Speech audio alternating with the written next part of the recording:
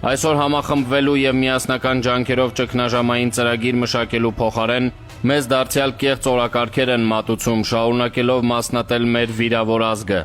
Ես դիմում եմ եւ իշխանություններին եւ ընդդիմադիր ուժերին. կանգ առեք, մենք այն վիճակում չենք, որ կարողանանք թույլ տալ բաժանել մեր ժողովրդին։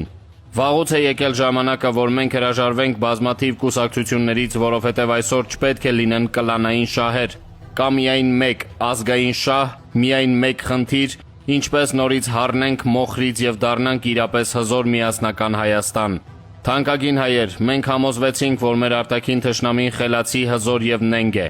Նա առիթը բաց չի թողնի հարձակվելու եւ ավարտին հասցնելու մեկ դար առաջ սկսած հայոց եղեռնը, երբ մենք զբաղված ենք ներքին գզվրտոցներով։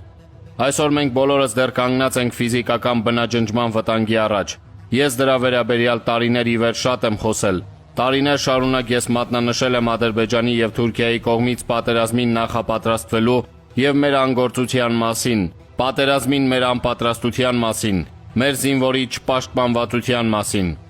Ինձ այն ժամանակ չէին լսում, ինձ չհաջողվեց դա հասցնել նրանց, ովքեր այն ժամանակ իշխանություն էին եւ որոշումներ էին կայացնում։ Այսօր ես նորից եմ կրկնում, խելքի եկեք։ Պատերազմի վտանգը չի անցել։ Մենք պետք է անհապաղ վերակառուցենք մեր բանակը, ամրապնդենք մեր պաշտպանունակությունն ու մտածենք մեր ազգի եւ հայրենիքի փրկության մասին։ Մենք տեսանք, որ հրապարակում ընդունած քաղաքական որոշումները մեզ լավ տեղ չեն հասցնում, բայց մենք նորից ենք ուզում կրկնել այդ ճակատագրական սխալները։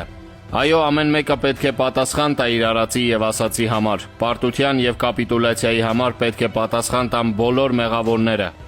Բայց դրա համար կան դատարաններ եւ իրավական համակարգ։ Ես ինքս եմ դարձել բազմաթիվ դատական գործընթացների նախաձեռնողը, որոնք վերաբերվում են այս վերջին պատերազմի բազմաթիվ որոշումներին։ Եվ ես բոլորին առաջարկում եմ սեփական մեղադրանքները հրապարակներից տեղափոխել իրավական դաշտ, այլ ոչ թե ստեղծել կեղծ ազգային օրակարգ, մեր ժողովրդին շեղելով իրական վտանգից։